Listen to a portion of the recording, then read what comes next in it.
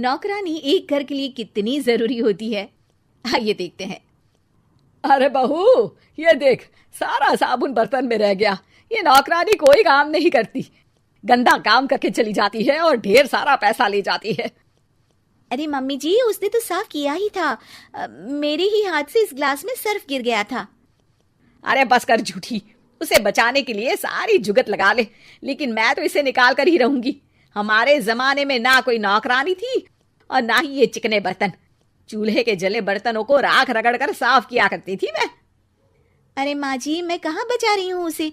और वैसे भी आजकल नौकरानी जरूरत नहीं, स्टेटस सिंबल बन गया है। अब आप बताओ, मैं मुन्ना को नीचे घुमाने ले जाऊं तो लोगों से क्या बोलूं? झाड़ू पोछा खुद लगा रही हूँ। लोग सीधा यही पूछते हैं कि कौन सी नौकरानी काम कर रही है तेरे घर पर। अरे बस कर, ये भी कोई बात होती है? मम्मी जी, आप नहीं समझेंगी। शाम को नौकरानी घर आकर काम कर ही रही होती है कि सास को कहती है, माँ जी एक बात बोलूं, बुरा न मानना। अरे वैसे तो मुझे तेरी शक्ल ही पसंद नहीं है, बात क्या खाक पसंद आएगी। अरे माँ जी, सुन तो लीजिए क्या कह रही है। तो मैंने कौन सा उसका मुंह पकड़ लिया है? अरे माँ जी, वो लाल साड़ी पहनती हो ना, ना पहना करो। सास का गुस्सा अब तो 7वें आसमान पर होता है। अरे वाह जी वाह, क्यों ना पहना करूं? और तू होती कौन है ये बताने वाली कि मैं क्या पहनूं क्या ना पहनूं?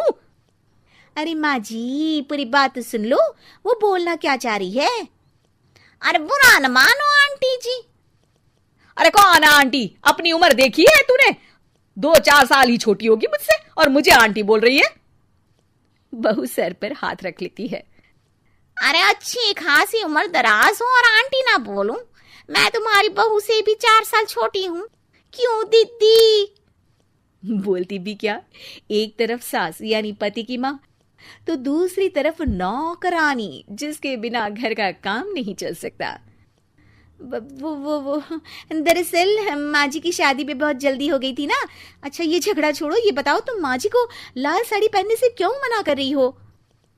वो ना, इनकी उम्र की सारी औरतें सोसाइटी में इनके लिए बात करती हैं कि तुम्हारी सास बुढ़ी घोड़ी लाल लगाम है। बहू को ये सुनकर गुस्सा आ जाता है। अरे वाह वाह, कौन बोलता है जी? खुद क्या है यहाँ की औरतें, बाल सफेद लेकिन टाइट जींस और कोई कुछ भी पहने। अरे पहनना हमारा निजी हक है, किसी को कुछ हक नहीं बनता कि वो मेरी सास के लिए कुछ बोले। मैं आज ही जाकर माँ जी के लिए लाल जींस लेकर आऊंगी, फिर देखो कोई क्या बोलता है। अरे चुप लाल जींस। अरे सुन नौकरानी की बच्ची, जाकर बोल दे उन लोगों से कि उन लोगों की तरह मैं उड़ती नहीं फिरती हूँ घर बार छोड़कर। अपने बच्चों और नाती पोतों में मन लगाती हूँ, ना कि सारा दिन ताश के पत्तों में आंख गड़ाकर 3 पत्ती खेलूं। नौकरानी वहां से चली जाती है। वैसे बहू, नौकरानी के क्या फायदे हैं ये तो पता नहीं, लेकिन सबसे अच्छा तो ये कि पता चल जाता है कि कौन किसके लिए क्या बोल रहा है। सोसाइटी में तेरा नौकरानी रखने का इरादा बिल्कुल ठीक था। अगले दिन उन लोगों के घर की बेल बजती है। बहू दरवाजा खोलती है कि सामने कुछ औरतें खड़ी होती हैं। अरे बहू, कहाँ है तेरी सास? बुला जरा। अरे बहन जी, आप सारी एक साथ आइए आइए, कैसे आना हुआ? अरे 3 पत्ते खेलने आई हैं, क्यों खेलोगी? क्यों नहीं क्यों नहीं, वैसे भी बड़े दिन हो गए, एंटरटेनमेंट हुआ नहीं। बहू जा जाकर पकोड़े तो बना ला। अरे बस करिए, आगे कुछ पीछे कुछ। वैसे तो कहती है कि परिवार पर ध्यान देती है, हमारी तरह 3 पत्तियां नहीं खेलती। हमने कौन सा परिवार छोड़ दिया? सास सक पका जाती है। अब ये किसने कहा? मैं तो कहती हूँ कि मैं भी थोड़ा बाहर निकलूं। आपने ही तो कमला नौकरानी से ये सारी बात की थी। सास और बहू को अब सारी कहानी समझ आ जाती है कि सोसाइटी की औरतें क्यों भड़क रही हैं।